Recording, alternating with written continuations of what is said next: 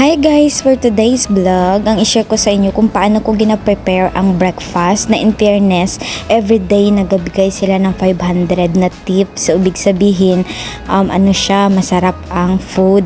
Tapos, syempre, simple lang ito siya na pagka-prepare pero maganda siya at saka impressive sa ating customer. Good morning guys! So, kagigising ko lang. So, mag-prepare tayo ng breakfast. So, habang gising ka sa bibig, so, ang ginagawa ko is, bigyan ko siya ng food, tapos tablet. First na i-share ko sa inyo kung paano i-design at paano i-prepare ang fruits. So, ito siyang fruits. It's simple lang talaga siya pero dapat maganda yung pagka-prepare. So, yung pineapple, wag natin tanggalan ng parang corona niya kasi kasali yan siya sa design natin. So, ayan, slice lang siya. So, bali, konti lang naman yung pineapple na ilagay natin kasi marami tayong fruits. And then, pagkatapos yung ating watermelon. So, same process lang tayo sa watermelon. Tapos dapat ganyan yan. Yung pagka-design niya dapat ganyan para maganda tingnan. Next naman ang ating papaya. So yung papaya natin dapat malinis at saka makinis yung sa taas niya para direct kain na yan sila. And then next naman yung ating banana. Tapos ito siya, orange fruit na siya sa Pinas pero passion fruit ang tawag nila dito kasi matamis ito siya, hindi kagaya sa Pinas na maasim. Tapos yung mango natin, ayan, slice lang natin tapos i-cube natin siya para ma-design natin siya. So ayan yun. So last natin yung mango, ayan. So diba guys, simple lang yan siya na pagka-fruits pero maganda yung pagka-decorate natin. So, diba, yan, dapat sa fruits pa lang, takam na tingnan. So, dapat ganyan siya. Ayan, so next guys, dito ako medyo nahirapan pag may ara ako guess nga, vegetarian. So, first, nagsaing muna ako while nagasugba ako ng talong kasi mag-torta talong na lang ako para sa vegetable ng vegetarian. So, ang iba naman is yung chicken. So, yung chicken, breast chicken, slice ko lang, lagyan ng egg, flour, lahat ng mga seasoning, tapos breadcrumbs. Ayan, si Olivia guys, kanina pa siya sa likod ko habang gina-prepare ko yung fruits. Gusto niya na matulog, so kailangan ko na siya ilagay sa duyan para makaluto ako. So, next is prituhin natin yung chicken. Tapos habang nagaprito ako ng chicken, mag-prepare ako ng salad nila, yung tomato, cucumber at saka yung lettuce. So yun, isa talaga yan siya sa sa gusto nila. Tapos yung bread natin, i-prepare din natin yung bread. After ng bread, yung palaman ng bread natin ng mga jam at saka yung butter. After nyan, i-prepare na rin natin yung torta talong natin. So dito guys, double time ito siya, left and right yung pagluluto ko kasi nga, 'di ba, mag-isa lang ako tapos dapat marunong ka mag-handle ng time mo.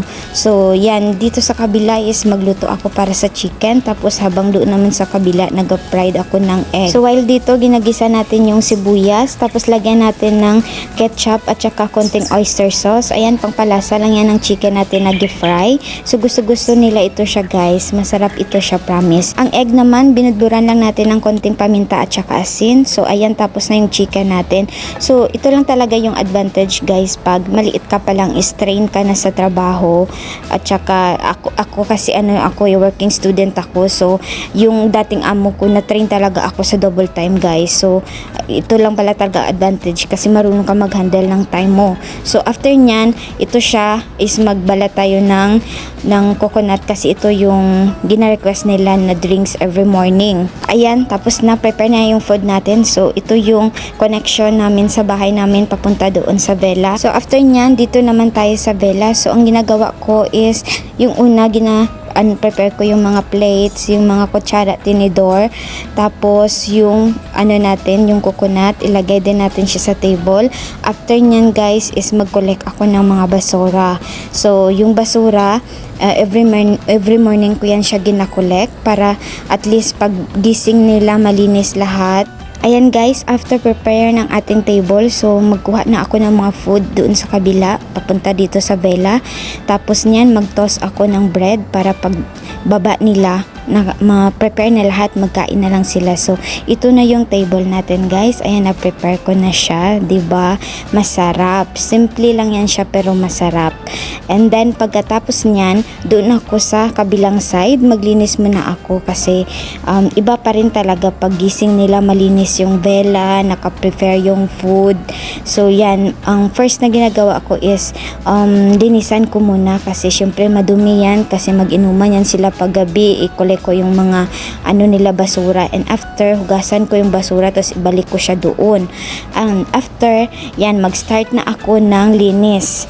So first na ginagawa ko is maglinis ako ng pool, ng garden, para pag gising nila, alam niyo yung feeling na pagising mo maliwalas, malinis, lahat. So maganda yan siya sa feeling as a customer. So yun yung point ko dito na pinaglalaban ko guys, is yung ibigay natin yung satisfaction ng ating customer. So hindi lang dapat masarap yung food, dapat malinis yan siya lahat. Pagkatapos ng linis guys, ayan, tagaktak ang ating pawis. Ganyan talaga ang buhay.